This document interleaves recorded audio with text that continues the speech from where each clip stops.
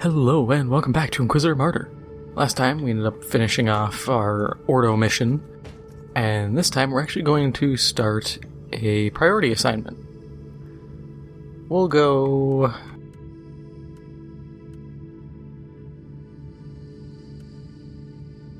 Faith Undone. Actually...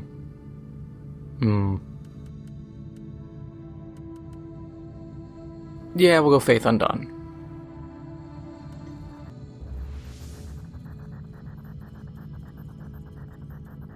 Now, I've already done a playthrough of all of these, so I'm not going to read through them. If you want to read through what's being talked about, I'll give you a second to pause it and read it. I actually have to stop and read the starting actions, though, to figure out a choice.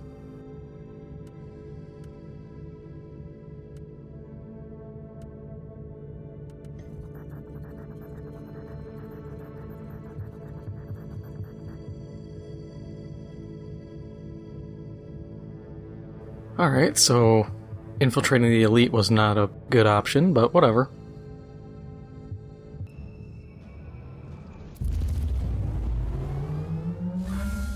Full Auspex lock acquired. Pseudo-kinetic tracking is on, and it is being transmitted to your tactical sensorium.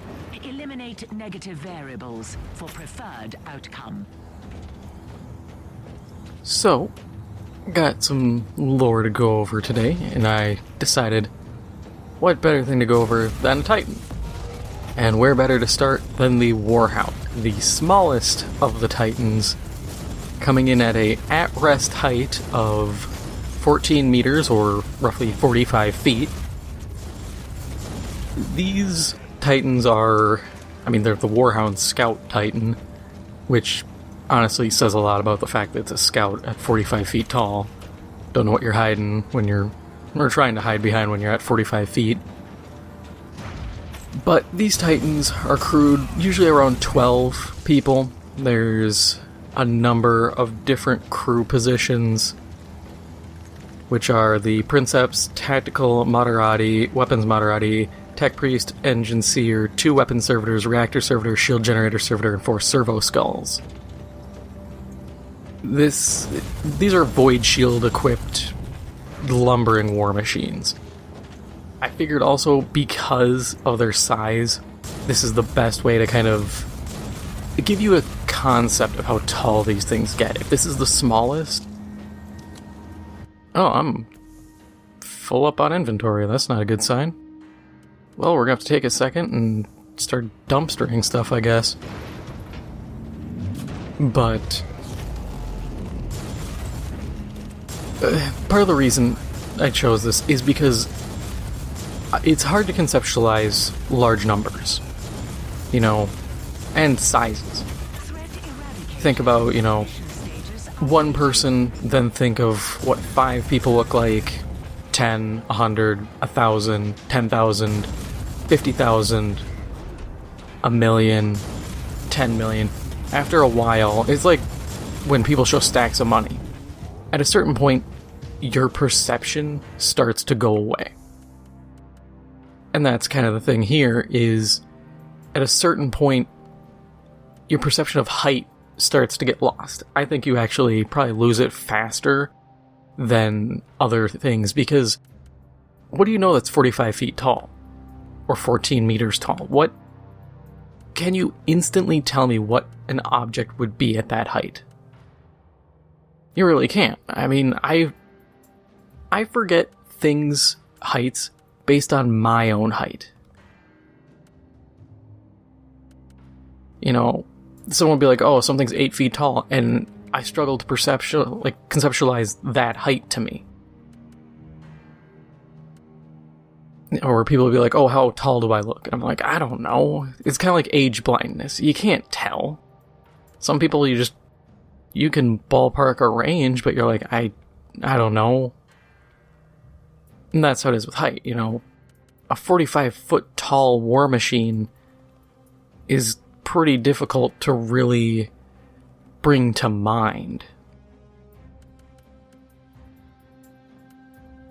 And it only gets worse the larger you go. Some of these things are effectively mountains. You can imagine it's going to be tough to really understand the scale, even if I sat here and tossed a diagram with a Space Marine. That height is still going to be, for the most part, lost on you or me or somebody. Because in the end, that is still very large. But the Warhound Titans, they come in a number of forms. There's essentially sub-patterns consisting, find it quick, of the Wolf, Mastiff, Jackal, and Direwolf. The Wolf will work in two man pairs, but two Titan pairs. Mastiffs are more of a flanker. Jackals work as more of a up-close variation of a Mastiff. They have heavier void shields. And then a Direwolf is like a heavy weapons platform compared to the others.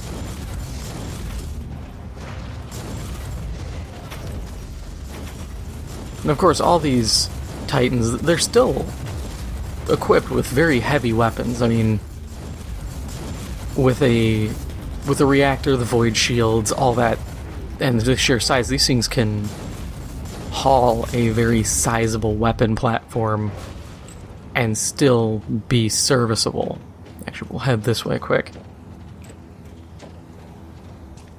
I mean, they will have plasma blast guns, Vulcan megabolters, inferno guns, turbo laser destructors, and Volkite eradicators.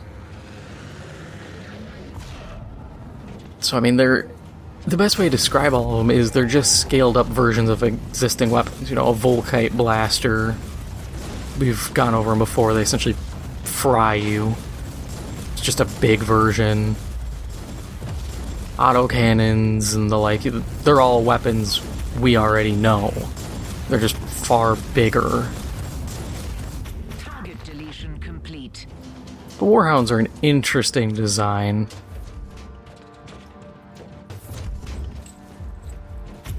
You can actually use them in the Dawn of War 1 Ultimate Apocalypse mod. They have them. And even then, I think their scale... I think they're actually too big, considering the size of a Space Marine. Because your average Space Marine is around 8 feet tall. So in theory, they're...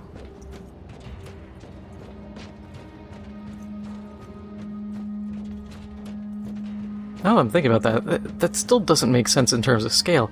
Because 8 Space Marines tall... I mean, that game's scale is completely ruined, if we're being honest. Because those things would actually be tiny in comparison. But I mean, maybe that's not the worst thing.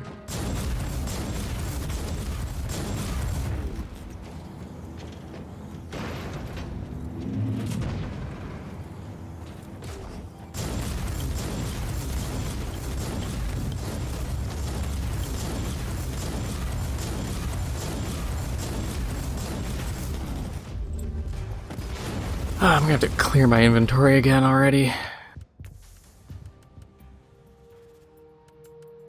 I really regret not emptying this beforehand.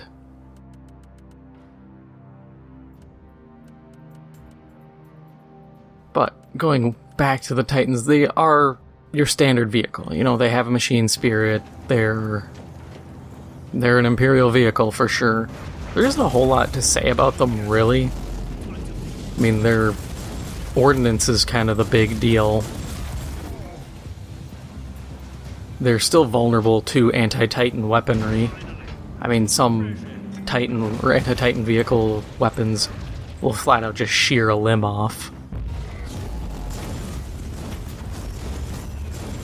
Which, from a tactical standpoint, really kind of begs the question of why use them.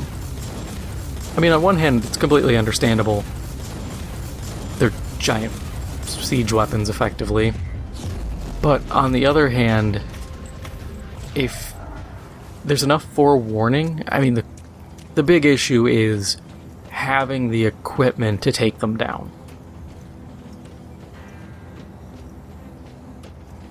You know, that's inevitably the big thing. If you don't have a Shadow Sword or one of the other Baneblade chassis variations that is built for anti-Titan work, you're kind of screwed.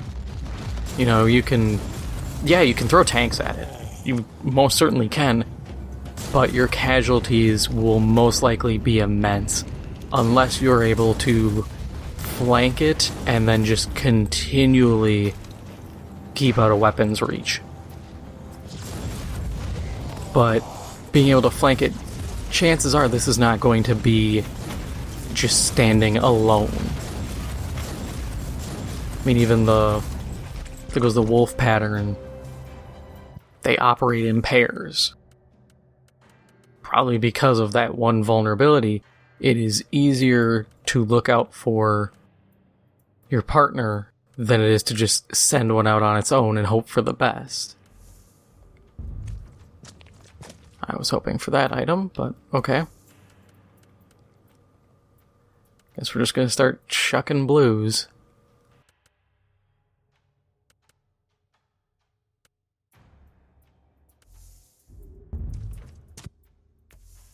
Guess we're just gonna keep chucking blues, because the game doesn't want to give me the item I want.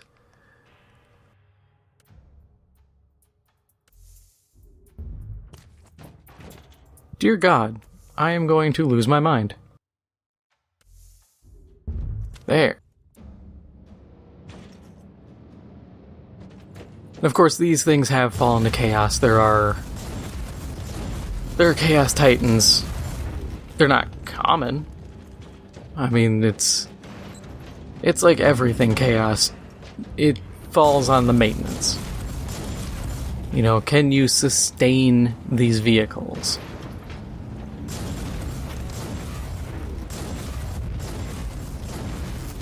You know, they aren't... I would say they're not difficult, because they do get made. But they are difficult to maintain, and I mean... It's not like the Forces of Chaos have...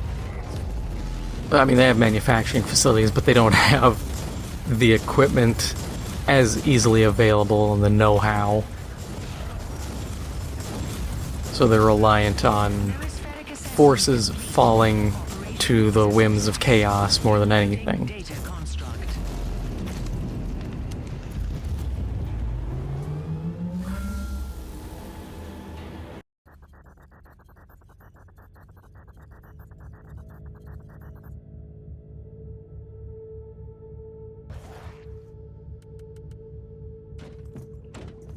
Alright, let's get all this stuff emptied out finally. So I actually have space to work with things.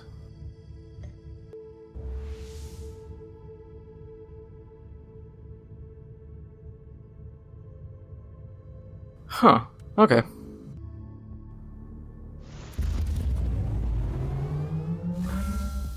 We have a tough nut to crack. Our forces are unable to launch an aerial strike on a bunker protected by counter-battery units. You take out the artillery pieces first, then mark the bunker for the expurgation, while I feed you the necessary data from orbit. Now that I think about it, mentioning like void shields, I should probably explain a void shield. It's self-explanatory, it's a shield. But void shields use the warp to power them, because the Empire seriously cannot stop using the warp for things. But short of that, they function like a normal energy shield in any form of sci-fi. They create a bubble. Shots can actually create a ripple effect on them, like visual ripple. Honestly, the best way to describe them would be Star Wars Episode 1, the shield bubbles made on Naboo by the Famba shield generators that the Gungans use. You know, when stuff hits them, they have a physical, like, ripple effect. And kind of have, like, a pearlescent look to them. Yeah, that's actually probably the best description.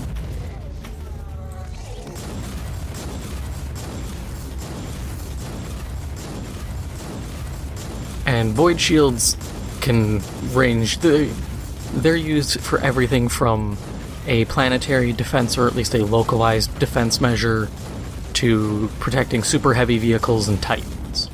They're used on ships, most frequently on ships, actually. And so, you have a lot of options, actually, to find these things. And Chaos uses them, too. They're not magically just avoiding the use of a warp shield.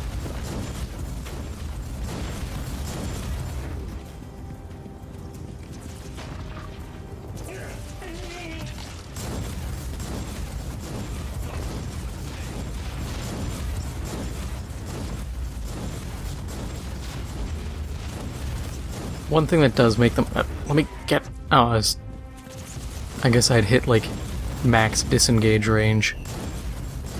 Or, like, max engage range, so it wouldn't let me leave. But one other thing to note with the shields and the void shields is, unlike, the Famba shield generator, they can actually be kind of... Depending on how they're built and how they're modulated, they range from just stopping projectiles or energy weapons to full-on stopping Vox communications and being effectively a solid shield. Like, you would run into it and you'd stop. And at that point, probably get vaporized. Let's be real, it's the grimdark future of the 42nd millennium at this point. If it's a solid shield, you're gonna get turned into, like, an extra crispy family bucket the second you touch that thing. There's no two ways around it. It's not gonna be some wily coyote running into a cliff face because it got painted to look like a tunnel kind of deal. You're gonna get just vaporized.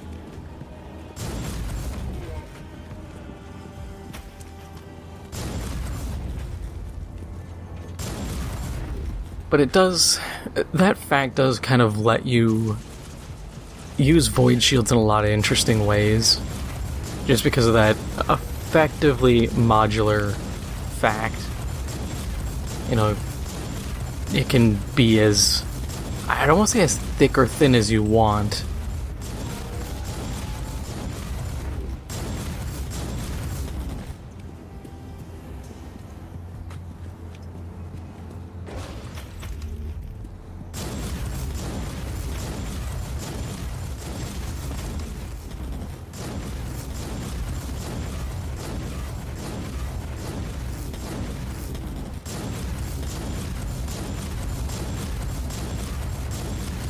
And their size does vary a lot. Like I said, they can be planetary defenses, they can be not planetary defenses, they can be ships, vehicles.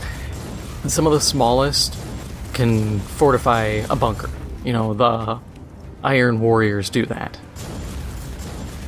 The other Space Marine chapters will sometimes use them, like man-portable ones, to project a small shield bubble over a position or a canopy. This way they can fortify a position, at least from even light bombardment, just to keep at least not everything from hitting you.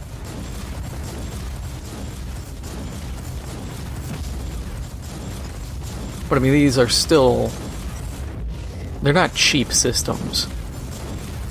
You're not going to see guardsmen just popping these up because, an Astartes is one thing, a guardsman is another. The closest thing you'd see for an actual guardsman would be something along the lines of like a refractor field, but that would be for more of a fortified position.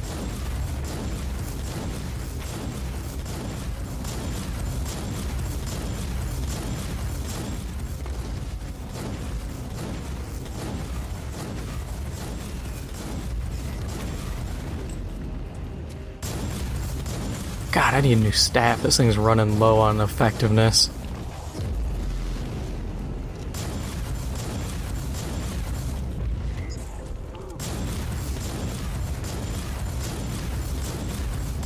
That said, I might be able to boost my damage a bit. There's a skill I'm actually meaning to pick up in the debuff tree.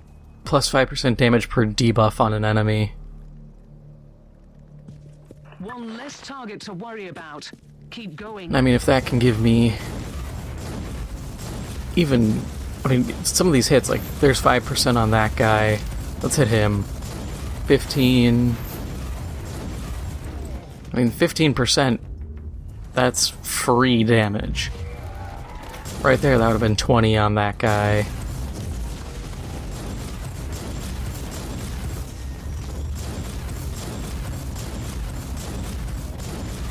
There's a lot of stuff I've been looking at upgrading. Almost want to go into the toxin tree just for the damage over time bonuses. But I don't know how many... I mean, I do get dots, so I could rely on that a bit more, keep the duration going.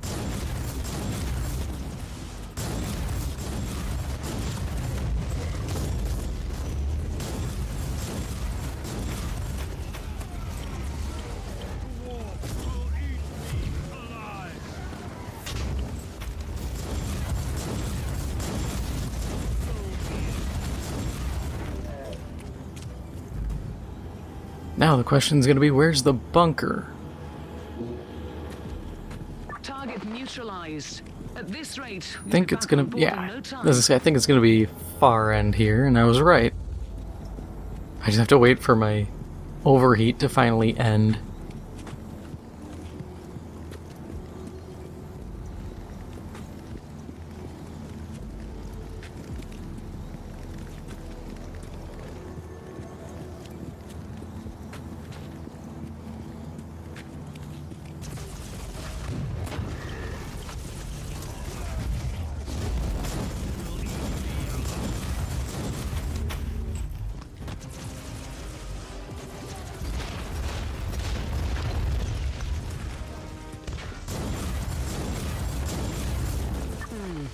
No more primary targets on my Argus scans.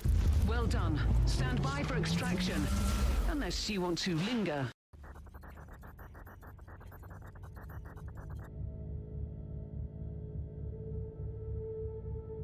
But that is all for now.